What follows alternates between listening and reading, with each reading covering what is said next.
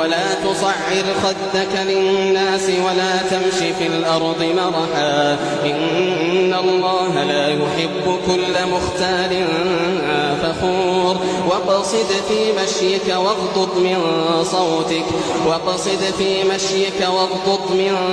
صوتك إن أنكر الأصوات لصوت الحمير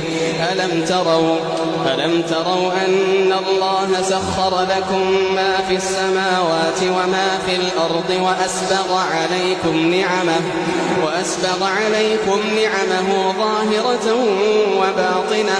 ومن الناس من يجادل في الله بغير علم ولا هدى ولا كتاب منير وإذا قيل لهم اتبعوا ما أنزل الله قالوا بل نتبع ما وجدنا عليه آباءنا أولو كان الشيطان يدعوهم إلى عذاب السعير ومن يسلم وجهه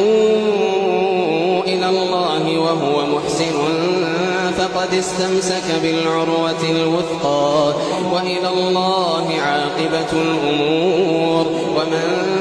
كفر فلا يحزنك كفره إلينا مرجعهم ثم ننبئهم بما عملوا